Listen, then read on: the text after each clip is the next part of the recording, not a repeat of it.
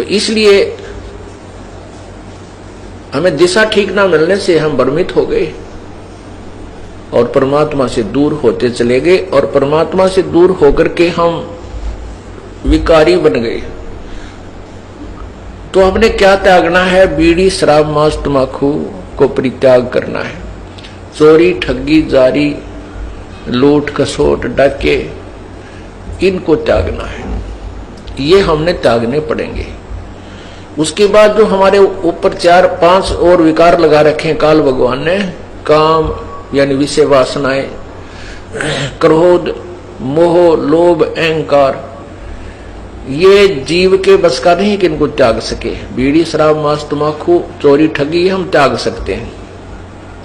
इनको नॉर्मलाइज करने के लिए काम, क्रोध, मोह, लोभ, अहंकार, इसके लिए परमात्मा ने तरीके बताए हैं, विधि बताई है, इसका ट्रीटमेंट बताया है कि सत्संग विचार सुने, उनके ऊपर पूरा विचार करे, अर्थात ज्ञान। दूसरा भक्ति भगवान की, तीसरा दान। तो इससे क्या होता है? हमारे अंदर जो विकार हैं वो नॉर्मल होते चले जाते हैं। क्रोध भी कम हो जाता है, थोड़ा बहुत होता है तो वो सीमित सा रह जाता है, और पहले ज्यादा हो जाता था। भक्ति करने से इसमें इतना अंतर आता चला जाता है, और धीरे धीरे ये बिल्कुल जरा सा रह जाएगा, थोड़ी सी फूफा रह जाएगी। अब मन को ज्ञान रूपी रस्से से बांध दिया जाता है। ज्ञान रूपी, तत्व ज्ञान रूपी रस्से से मन को बांध दिया जाता है। जैसे कोई शरारती पशु है, बैल है, भैंस है, गाय है, उसको टाइट बांध दिया जाता है रस्से से, तो वो उससे आगे हानि नहीं पहुंचा सकती। उस रस्से की रेंज में ही वह ऐसे सिर सुर मार कर अपनी फूफा कर लेगी, लेकिन हानि नहीं पहुंचा सकता वो पशु। ठीक इसी प्रकार इस मन पशु को इस तत्व ज्ञान रूपी रस्से से परमात्मा बांध देता है। इसकी आदत तो है ऐसी फूफा बकवाद करने की, ओछी मंदी सोचने की, लेकिन ये ज्ञान रूपी रस्सा इसको सीमा पार नहीं करने देता, इसलिए हानि नहीं कर सकता आपकी।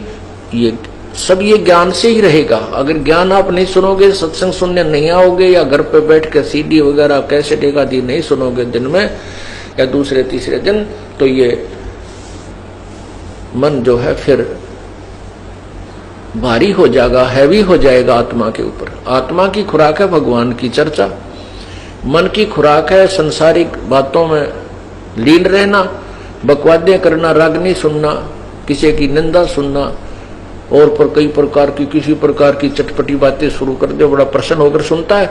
और भगवान की जो कथा है वो केवल आत्मा को अच्छी लगती है। जब आत्मा तगड़ी रहेगी तो मन आत्मा के साथ रहेगा। एक बार गरीबदास साहिब जी, ये किसान थे, अपने घर बैठे थे, तो उनका एक किसान ही शिष्य था। वो आकर कहने लगा, महाराज जी आपके विचार सुनते हैं तब तक तो ये मन कति दुबका बैठा रहता है, सारी आंवर ले है। ठीक है महाराज जी, सही कह रहे हैं, बिल्कुल ऐसे करूंगा। और यहाँ से बाहर जाते इसकी वही वाईफाई हो जाए, तो जाते ही वही विचार इसके नो के नो कर्म उसी तरह खेचा तानी रखे, इसका के समाधान हो प्रभु। तब उन्होंने बताया कि आपके पास 2 बैल हैं। हाँ जी। एक बैल दूसरे को मारता है, चारा भी नहीं चरने देता है। तो वो कहता है, किसान बिल्कुल सही कह रहे हो जी, तो आप क्या करते हो दूसरे बैल को चारा चराने के लिए? तो कहता जी जैसे खेत में हम ले जाते हैं, एक टोकरे में इकट्ठा ही चारा चराना होता है, तो मैं डंडा लेकर बैठ जाता हूँ, और या उसको करड़ा बांध देता हूँ टाइट, जो फूफा गणी करे दूसरे को खाने नहीं देता, तो उसको इतना टाइट बांध देता हूँ उसका मुंह उस टोकरे तक पहुंचता है, और दूसरा आराम से खा लेता है। तो इसलिए परमात्मा कहते हैं ये मन और आत्मा 2 इकट्ठे जोड़ रखे हैं इस काल भगवान ने। ये 2 बैल है। अब ये मन जो है खुला चरकर तगड़ा हो गया, और ये तगड़ा होकर के आत्मा को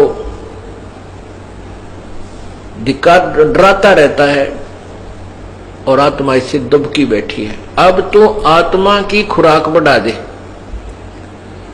जैसे समझदार हाली क्या करता है कि जो दूसरे पशु को एक बैल तंग करता है तो उसकी खुराक कम कर देता है, उसकी बढ़ा देता है, तो वो तगड़ा हो जाता है। उस शरीफ ने तो मारना ही नहीं उसको। शरीफ बैल है वो नहीं मारता कभी दूसरे को। वो तगड़ा जब हो जाता है तो वो दूसरा कमजोर हो जाता है, तो उसकी आप ही मतना पड़ती है उस तगड़े की तरफ सींग सांग पहनाने की। तो इसी प्रकार परमात्मा कहते हैं कि जब तुम आत्मा की खुराक बढ़ा दोगे या मजबूत हो जाएगी, तगड़ी हो जाएगी, फिर ये मन इसके अनुकूल होने लग जाएगा। मन इसको आत्मा इसको घसीट लेगी, अपने साथ घसीटती रहेगी और अन्य मार्ग पर नहीं जाने देगी। अभी ये आत्मा को घसीट ले जाता है, अपनी मर्जी चलाता है।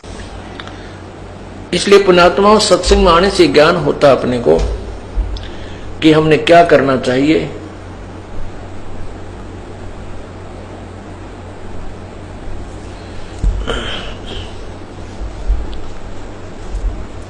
और जो धारणा हमने बना रखी है कि केवल बना रखी थी कि मोक्ष तो वही प्राप्त करते हैं जो घर त्याग जाते हैं, ऐसा कुछ नहीं है।